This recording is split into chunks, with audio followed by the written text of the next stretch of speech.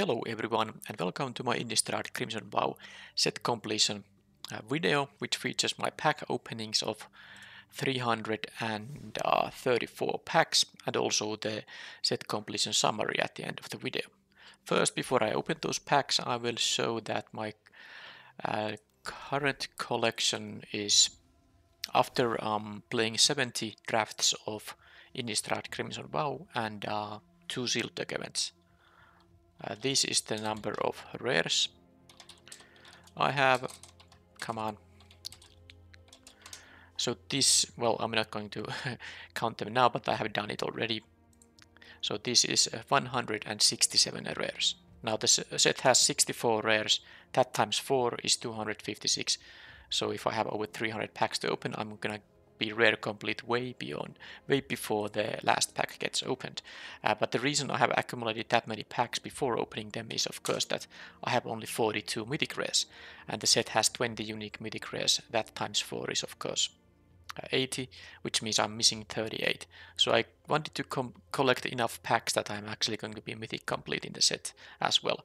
Now, by doing the math, I have a few extra packs. I should be getting the mythic completion unless I'm quite unlucky to in my opening of the mythic rares. There's a certain ratio of rares that upgrade into mythic rares, and it's a random chance. Now with this number of packs, that should be tending to the average, but I can still hit a rough streak of luck there and maybe not get all the mythics, but I should have enough extra packs to make that almost sure. So basically I need 38 mythic rares from these packs. Of course I will get a bunch of wildcards, and I will of course try to hope to complete the set without using any of them, so I can save them from alchemy and whatever historic releases might come that won't be draftable.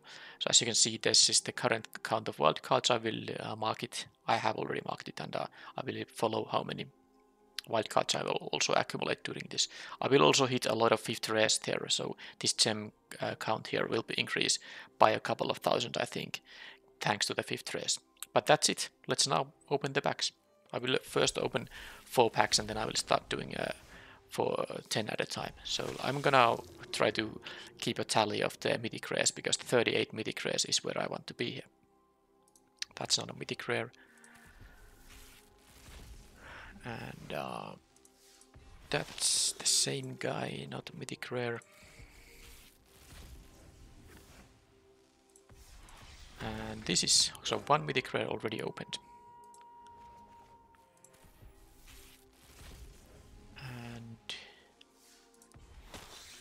Okay, so 1 mythic rare, let's go. And no mythic rares here, that it started already. Well, let's see, I can get a good streak at some point too. Well, I mean, that is 20 open packs without, well, 24 with only 1 mythic rare. Great stuff. I mean, rares have a chance to upgrade into mythics in this set with a rate of 1 to 7.4. So for every 8 rares, I should be getting 1 mythic rare. Now I have opened 34 packs and I have gotten 2 mythic rares. So that is a really low amount of them. And here we got... Oh, you are kidding me. So that is 44 packs and only 2 mythic rares. So, I mean, this already starts to seem like that I might not get there at all. But we will see. 2 mythic rares, really? Okay, now I need to see more of these to kind of balance the bad luck. So this is 4 now. And here we go. Okay, good. More of this. So this is 6. I get, of course, a bunch of bolts here. Now I basically should see 1 mythic rare per each 10 set. 7 now. And okay, good, 3. That is 10 total. I start to be on track now if I continue with that. Yeah, now it's I'm hitting a good setup now. So that's 12 total. Now I'm almost surely back on track. Well, I mean, this had to happen at some point. 12 still. And Okay, again 2. Great. So that is 14. And as you can see, this is the first gem from a 5th rare. So this means that in this group of packs I opened, I got already my first 5th rare. So that means that for the rest of the 220 packs, I will be getting a bunch of gems from 5th rares, because all regular rares will be 20 gems from now on. So it was 14 unless I'm mistaken. It's easier now because all cards will be now mythic, so it's easier to keep that in track of that. Okay, still 14. Okay, well, 20 opened without the mythic rares. The wildcards, I don't count them now. 14. Oh, what the? This is really crazy. 14 still only. I'm not getting there. Okay, 15. Wow, but I mean, I need still, what, 23 out of those. I really need to get a good set of them now. 16.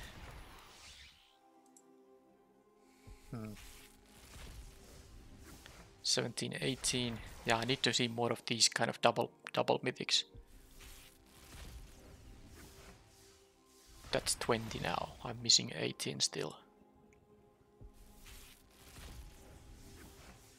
22.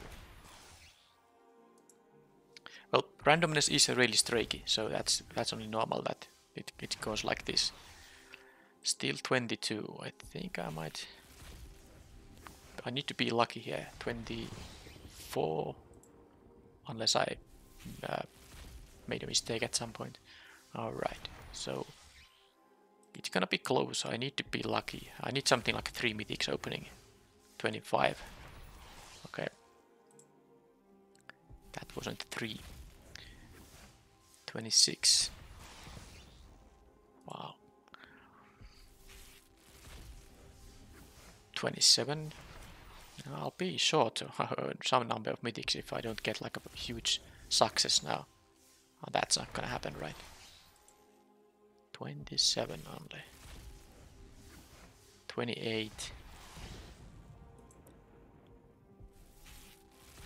And yeah, this is a joke.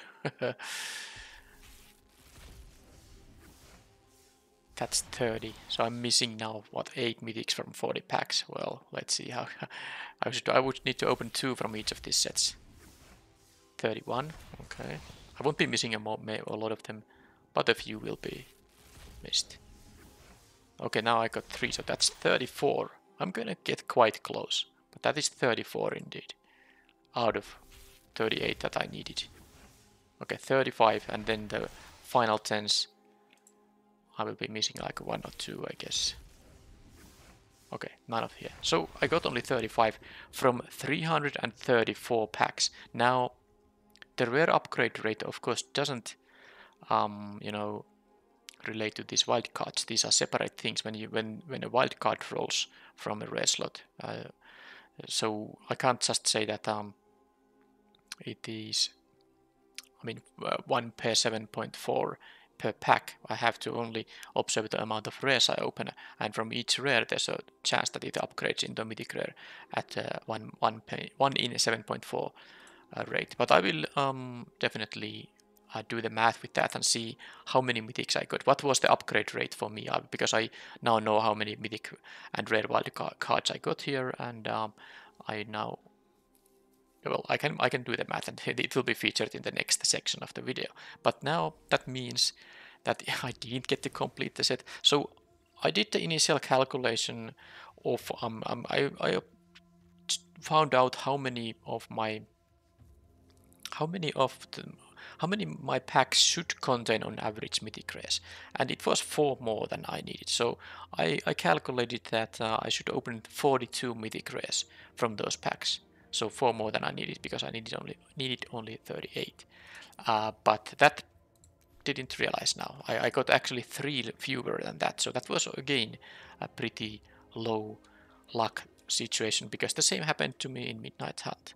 And now the conspiracy theorists can start wondering if the announced upgrade rate actually is true or not. But still, 334 packs is not that big of a sample size, so you can't really make any conclusions based on this.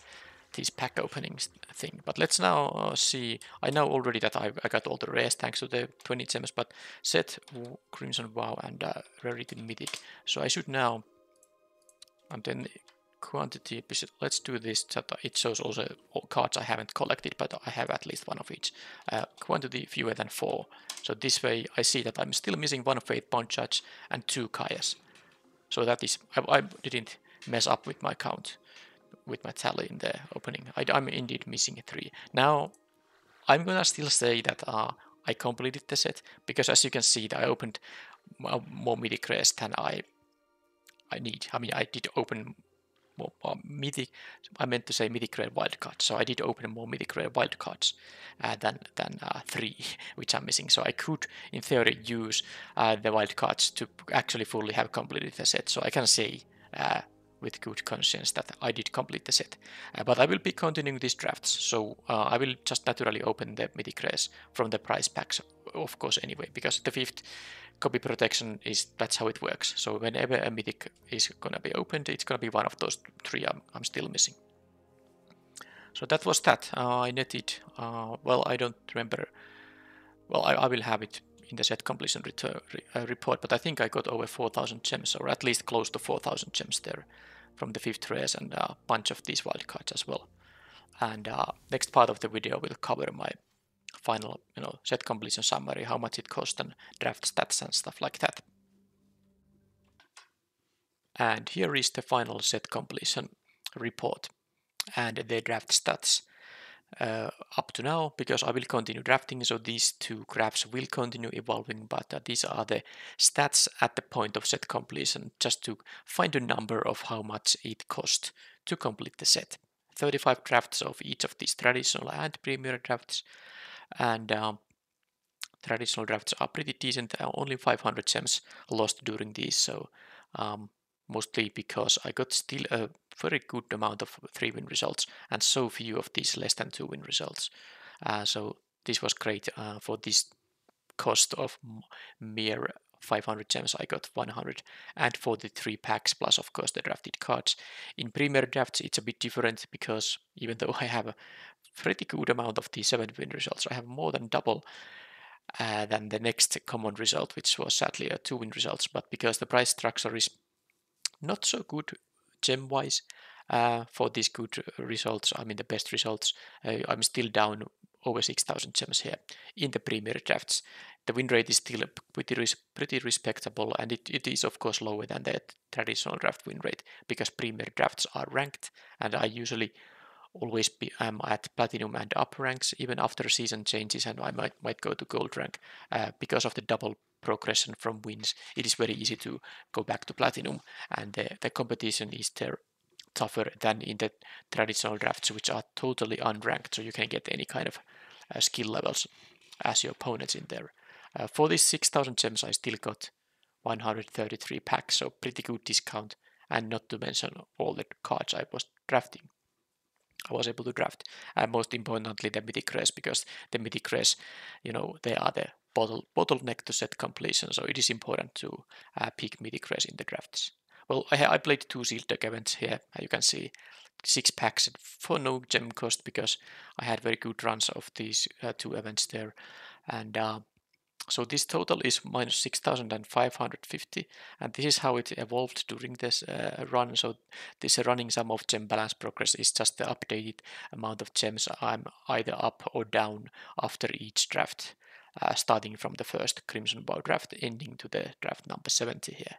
So I was able to be in the break-even range quite a bit, but then I got this massive, streak of bad drafts here, and then I got a massive streak of good drafts. As you can see, this was just a valley in here. I got backed up here, and here after draft number 50, I was thinking that maybe I can actually complete the set with break-even or maybe even net gems while doing so. But then I shouldn't have thought anything like that, because then I was hit with a back-to-back bad results a few times in a row, and I basically dropped to the minus 6,000 range, and I hovered over this range for the last 15 or so drafts, and then ended up now here at minus 6,500 here.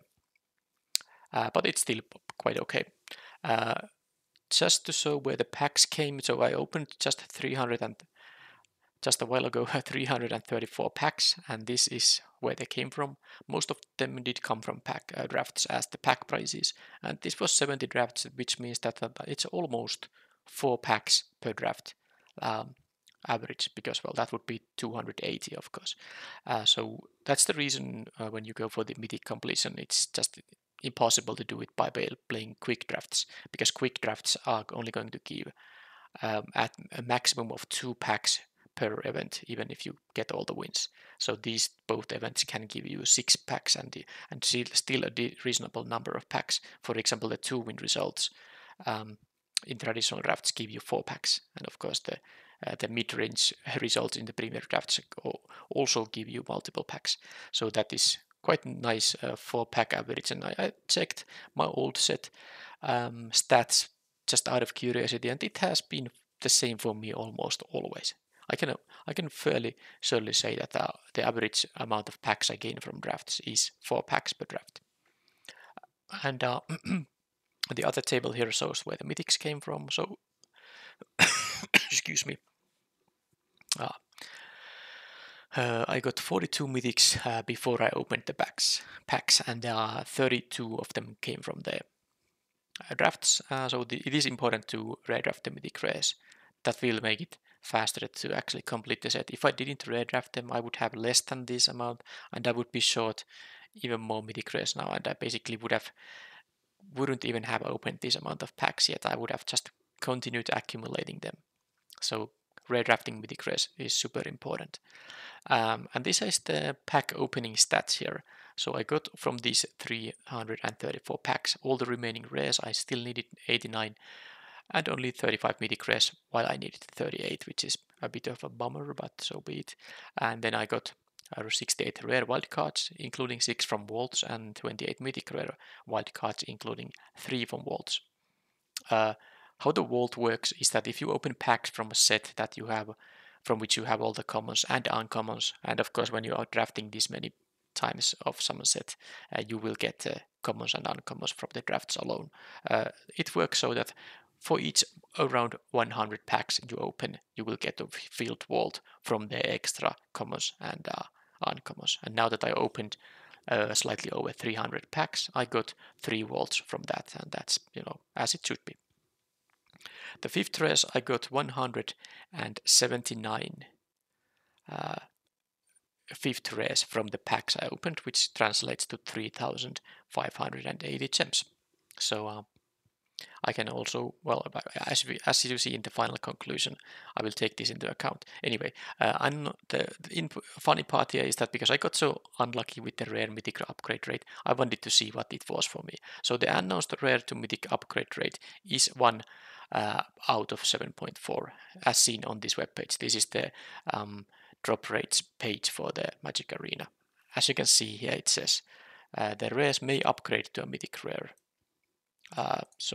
At a rate of this 1 out of 7.4 for sets including Crimson Bow here. So that was the expected amount. And here it's important to notice that when you get a wild card from the rare slot, you can get either mythic or rare wild card from the rare slot.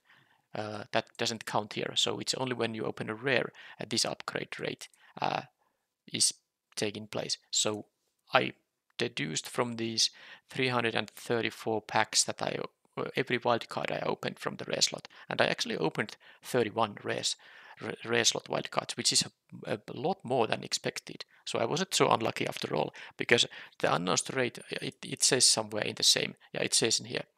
So wildcards can open from the packs, and for rare and mythics, it's both for both of them, it's 1 out of 30.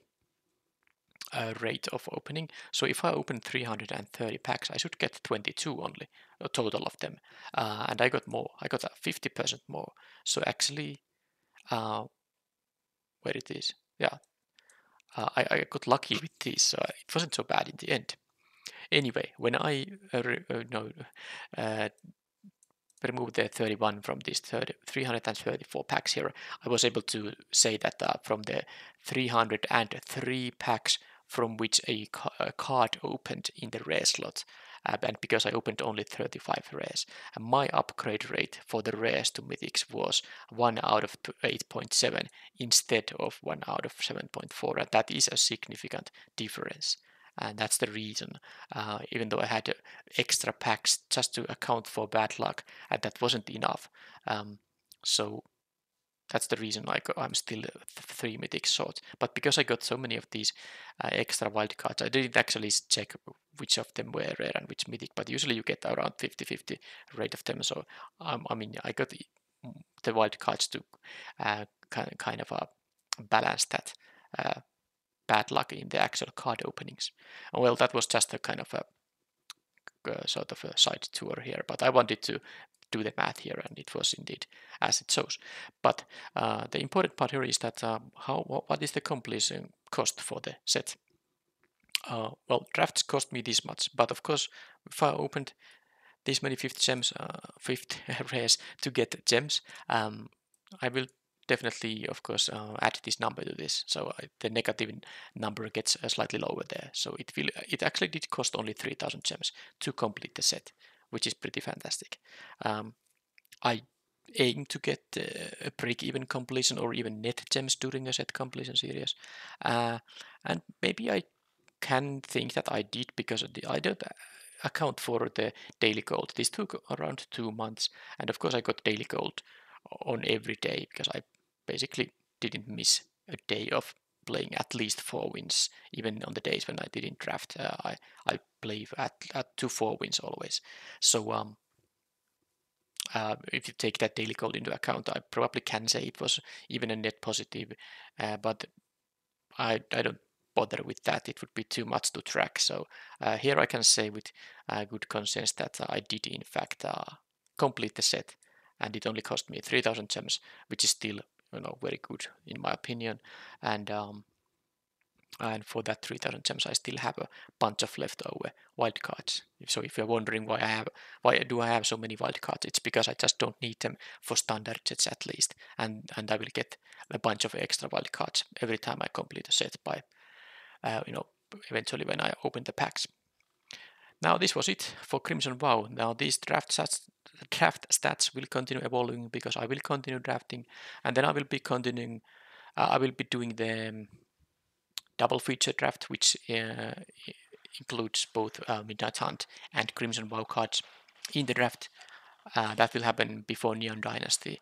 I will probably do only those, or if there are no traditional drafts for that format available, I probably will do some Crimson WoW traditional drafts in the mix, because I want to also have best of 3 content on my channel. Plus I just like the best of 3 draft mode, or any Magic the Gathering mode that is best of 3. I prefer it over best of 1, so I will have the best of 3 coming up, even if that means just Crimson WoW.